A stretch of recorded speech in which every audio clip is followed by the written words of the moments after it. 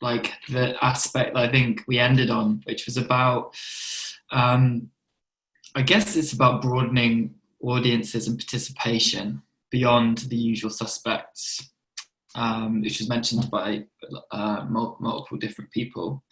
And one particular aspect of that was how information circulates. So information about the shows that we were talking about, so Queer Ceilidh and Theatre of Witness, circulates within Northern Ireland. And what gets sort of celebrated in the media, for example, often is other kind of prestige, professional exhibitions and shows that perhaps depict Northern Ireland in a particular way, and that Theatre of Witness or Queer Ceilidh are more peripheral as community-based projects. I thought that was really interesting. And another thing that came up was the divide between rural and urban areas, and I think this comes up quite a lot, but in particular around how things are advertised and also the practical aspects of travelling to a venue to see a show or to attend a performance or participate in a performance.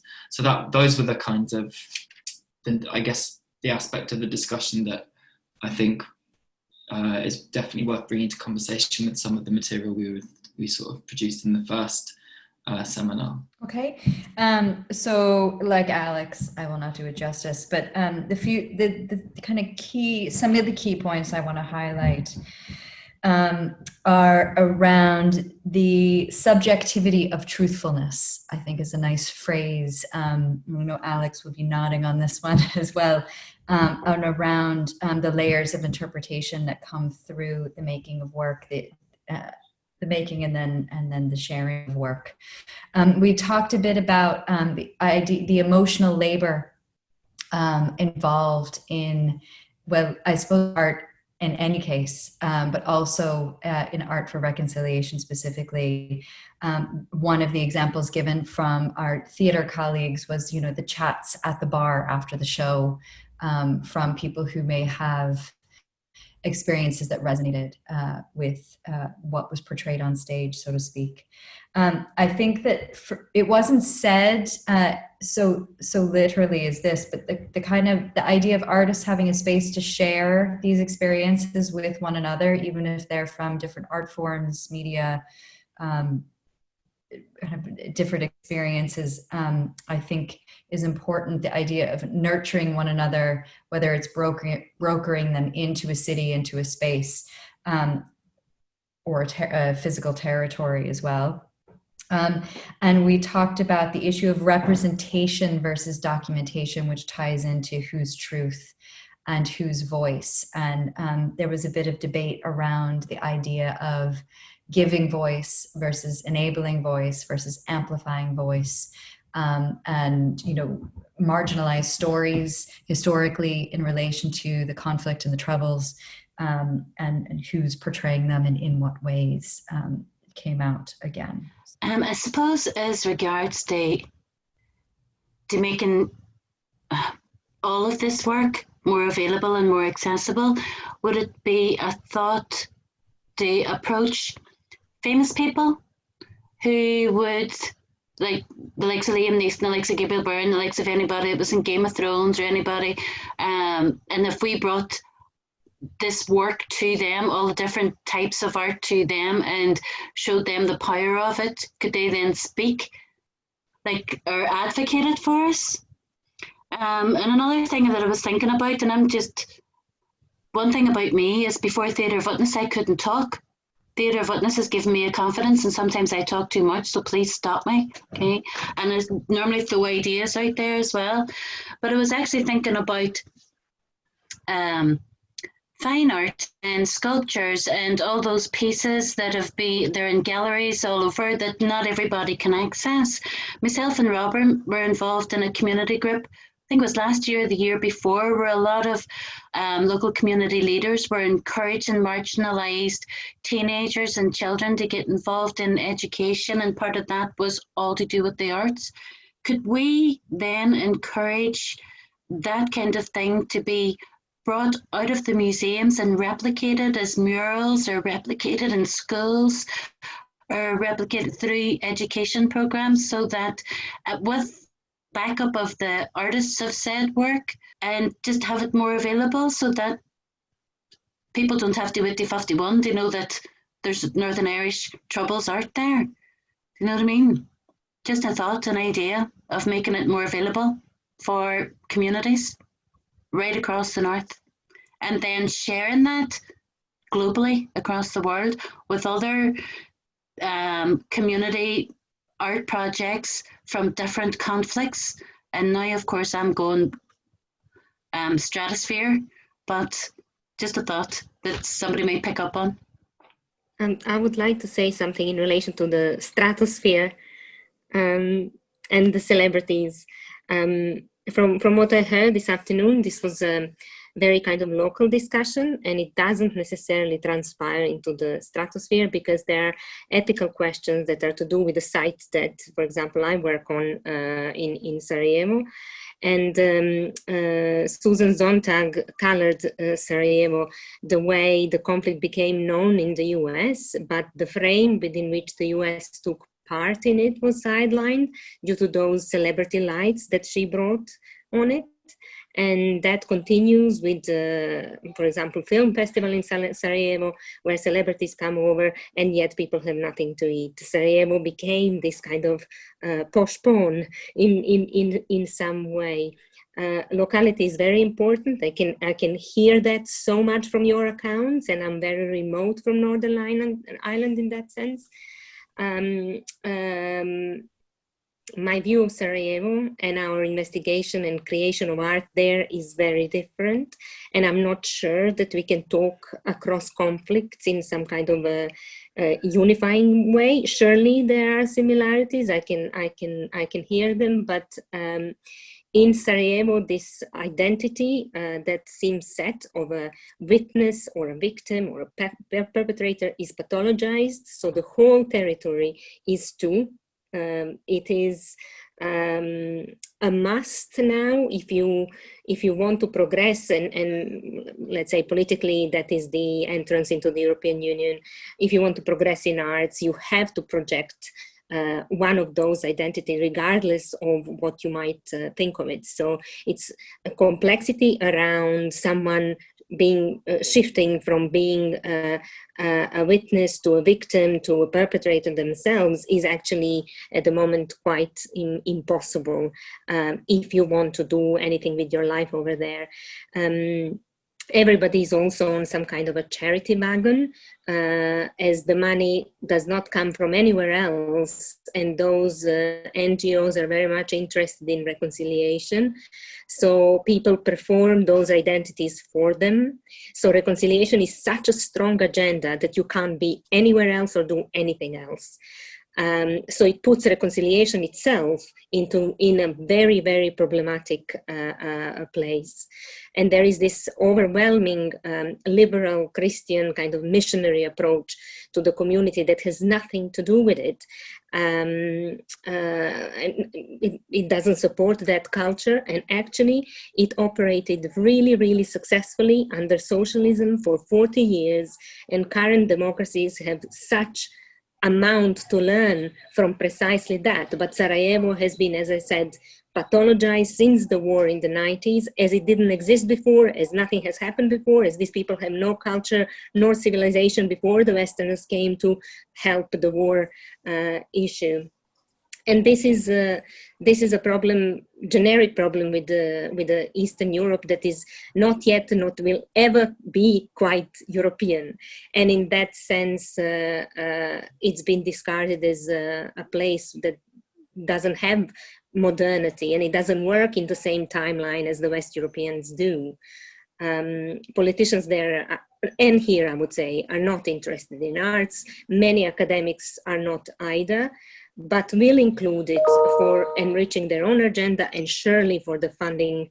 It's really always good to have some arts alongside. So sorry for being cynical, but the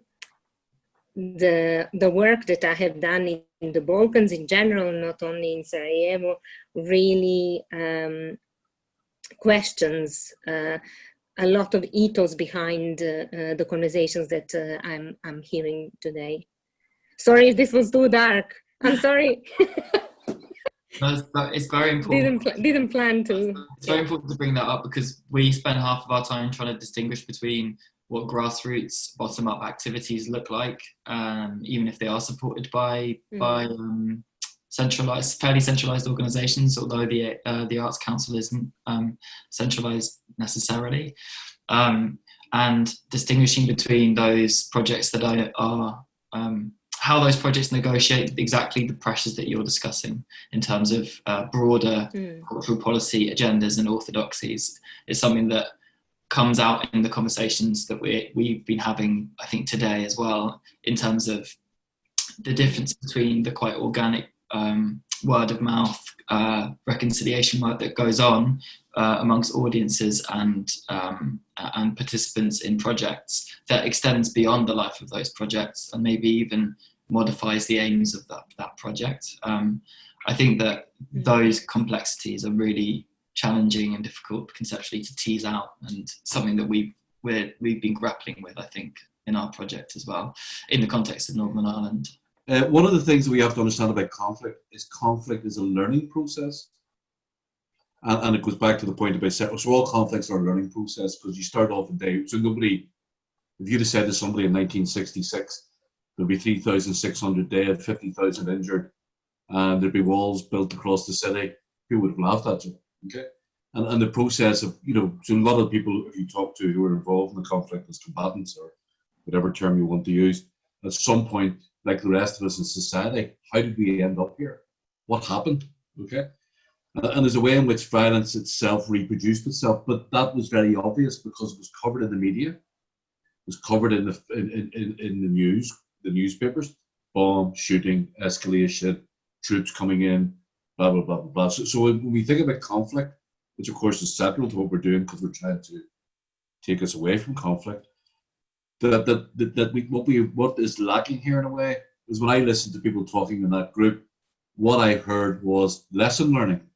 What I heard was knowledge development. What I heard was, like conflict itself, something that was expanding emotionally. The even people sidling up to you in the bar, a consequence of what you did that you didn't really understand would happen or expected to happen. But the difference is here, and sorry, I'm going to go on about what I said earlier. Every moment in the conflict was recorded. Every shooting, death, killing, bombing was in the newspapers. Where is reconciliation recorded? Where is the evolution of reconciliation?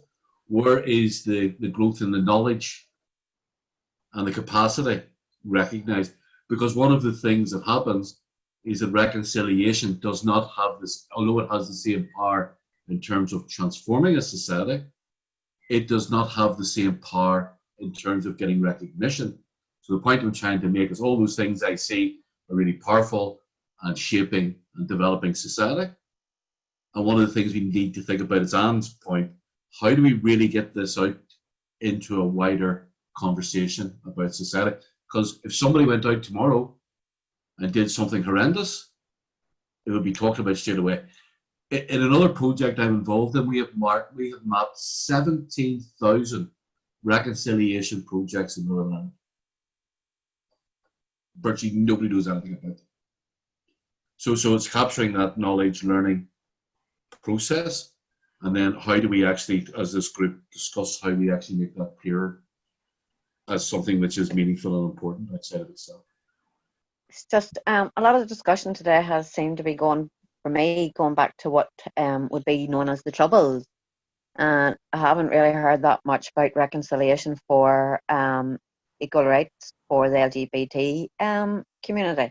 And I would hate to think that would actually be forgotten. I know that the Troubles were maybe for some hold greater weight, but for the LGBT community, that it's paramount for them that there's that reconciliation, that homophobia leaves us and leaves our community, especially whenever our politicians at the very, very top echelon of everything that is said and done and here in the north of Ireland are so dead against it. It's not that long ago that we heard on the radio about it being an abomination. So as well as the Troubles, I would hate to think that we were going to forget about our friends in that community, because that was what our perspective, Kira's and I, we came in from a queer Cayley and all that happened then, and yes, the troubles were brought up in it, but what came out of that really was that the equal rights haven't been given. Yes, we have marriage, but we do not have acceptance yet of those of a different sexual persuasion than the rest of us. So please don't forget them whenever we're talking about reconciliation. And I wasn't being accurate, that was just me making an observation, okay? I wonder, for Brenda's sake, Kieran, could you talk a wee bit about Proud to Be? Sure. Yeah, I was just going to mention it actually, Brenda. The Playhouse, just a couple of weeks ago, I directed an LGBTQ plus play called Proud to Be, which was our first live stream performance 2 weeks ago.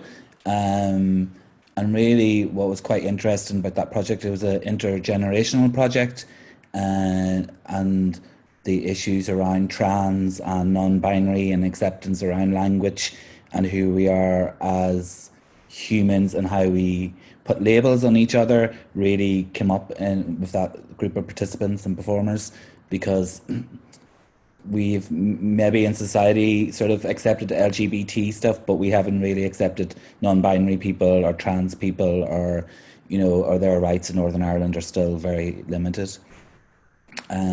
But the idea of that whole project with the writer and the participants was just to really to be seen as humans, and that people watching that would also question their own identity and questions what labels they use for themselves and others as well. And we kind of created it throughout Zoom and stuff as well, which was really great, because a big part of that was being marginalised, and self-reflection, and the LGBTQ community have always experienced a certain amount of marginalisation in society too. But another plug for the Playhouse. But it's on our YouTube channel. It's about 75 minutes if you want to watch it. So yeah. I suppose what we mustn't forget is how much we are travelling, and especially I'm thinking, Brenda, in terms of LGBTQ plus acceptance as well. It's slow, but fact that a show like, for example, Queer Cayley could be put on. My husband reminded me, we saw a bit of footage, Gay Sweatshop were over in Belfast at the Students' Union. I think it was something like 1979. And needless to say, there was, the world standing, against this. And of course, they hadn't seen it. No, I have not indeed seen this. So we forget that. Angry at the world and how unfair the systems are. Oh, sorry. Yes, that it is that we are moving very, very slowly and stumbling into this new reality, which is the absence of war, if you like. We're into a post-conflict situation that gradually, we hope, we are progressing. So that's, I suppose, the small shoot I can offer anyway. But sorry, Maggie, it's not just the DUP, the Catholic Church. It's just one. Oh, completely, yes. Has said how they're an abomination and they're evil. They're evil. And that's not that long ago. I'm absolutely an equal opportunities. Yes, it's all, and it's always been amazing in our extremely sectarian and divided home that where the common alliance is made, where somebody will go, oh yes, this crowd, I'll hold your hand, in friendship over this, we'll keep that lot out, we'll keep them at bay. And we all know that we are the victims as much of backroom deals and politicking when people decide it's very much in their interests to make alliances. Mm-hmm. But even with that, I think, there is a movement. Yeah. There is a movement. And one of the interesting things that came up in Proud to Be was with some of the older people was like, one participant said they would like to sue the DUP for the mental scars they caused. But we weren't going to put that in the actual performance because it's obviously Peace 4 funded and etc. So it's just also that question, how far can we go with naming these organisations and people that did these things to a certain community as well? But I guess that's a broad kind of thing for everyone. I wonder also if there's any sort of traction in thinking about the kind of role of the kind of social spaces that LGBTQ plus people inhabited through the period of the Troubles as being this sort of place of leveling, social, political kind of prejudices or allegiances. Certainly in the work that I did around Let Us Eat Cake, and more recently with the new work, She, Her, Hers, Herself, both in Belfast, there's a lot of kind of anecdotal stories I'm hearing from people about, going to the Crow's Nest and standing side by side, or being on the dance floor, with people they kind of recognize from that other estate. And it kind of being a space which really kind of leveled out. And I think a lot of those narratives aren't really kind of sort of really recorded well enough, I think. And actually, I think there's something in that ought to be celebrated, not only in terms of the cultural heritage or rather the kind of cultural archiving of the time of the Troubles, but also in rethinking kind of future possibilities for kind of post-conflict reconciliation. There's a play by Caboche. It's a walking tour play called Quartered. Yes. And it looks at the gay quarter in Belfast. I know there's many quarters.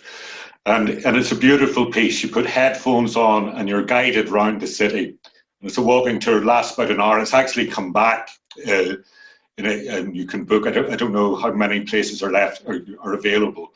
But it's a beautiful piece that highlighted places like the Crow's Nest and that are no longer there, but also how the city let the gay community into certain areas, and then as soon as that got financially it financially benefited from that, they were kind of moved on, and it's a very, very, I find it incredibly moving, and also as a way of chronicling the city itself and the community, but also giving me an into what it was like. During it. It's a very, very powerful piece. It was really just to support those last two comments, because that is really important, because I can remember when I was a student, the whole way around Cathedral Quarter, the gay bars and so on, and the club's been run by David Holmes and things, the music bars, stuff with Terry Hooley. They were the places that you met people that was sort of beyond politics, because people had other interests, and they did become the sort of meeting points of,